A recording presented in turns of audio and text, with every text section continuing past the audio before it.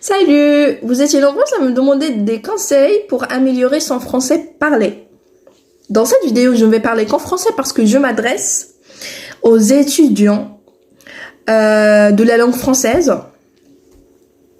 à l'université ou alors à l'école supérieure. Bon, vous pouvez trouver d'autres choses sur internet, mais ce que je vais vous dire maintenant, c'est des choses que j'ai essayées. Moi, j'ai fait l'école supérieure, donc je peux partager avec vous ma propre expérience.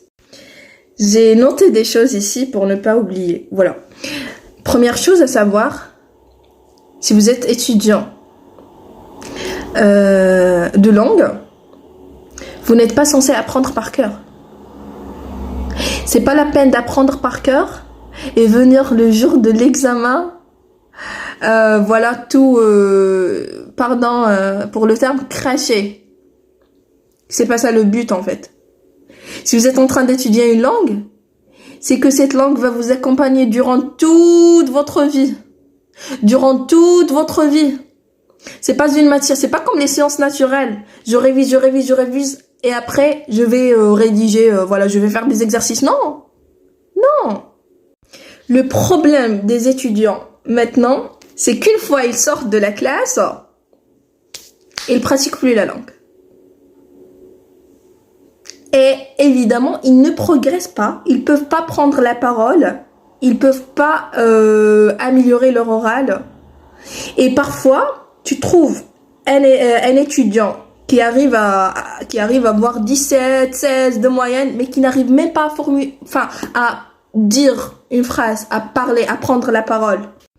Ça sert à quoi d'avoir 17 ou 16 ou 15 ou voilà, je sais pas quoi, et n'arrivez même pas à parler en français ou en anglais, ou voilà, ça dépend de la langue que vous étudiez. Ça sert à rien. Avoir une bonne note, c'est important. Ça permet de valider son diplôme, de valider son année, de se tenir son mémoire. Mais ça ne garantit pas la maîtrise d'une langue. Cette langue qui va faire de moi un professeur. Quand je serai professeur, je ne vais pas enseigner la littérature ou la linguistique. C'est important. Je ne dis pas que c'est pas non, c'est primordialement important d'être au courant de tout ça. La littérature, la didactique, mais ce que je suis en train de dire, c'est qu'il faut maîtriser la langue dans laquelle vous étudiez d'autres cours. Voilà. Comment maîtriser cette langue? Si vous êtes en première année ou en deuxième année ou en master, ce que vous devez faire. Des choses que j'ai moi-même faites. On va commencer par l'écrit. Alors, pour améliorer son écrit, vous devez lire et réécrire. Je dis pas écrire, je dis réécrire. Vous allez me dire, ouais, mais j'aime pas trop la lecture. Vous allez lire juste les petits contes. Même moi, j'allais parler en dialecte. Même moi, j'aime pas trop la lecture. Mais à l'époque, je lisais que des contes, de petits contes comme Cendrillon, Blanche-Neige et tout ça. Et pourquoi? Quand vous allez lire ces contes, que vous connaissez déjà préalablement, votre cerveau va reconnaître les faits et en fait, vous allez pouvoir contextualiser les mots. Vous allez pouvoir deviner le sens de certains mots que vous connaissez pas. Notez-les et après avoir terminé, cherchez le sens de la signification de ces mots. La signification vous allez chercher dans des dictionnaires, voilà. Ok? Réécrire. Quand vous réécrivez une citation, un petit article, un petit texte, votre cerveau va enregistrer l'orthographe. Oui. Et vous allez avoir cette habitude d'écrire et de réécrire, de recopier.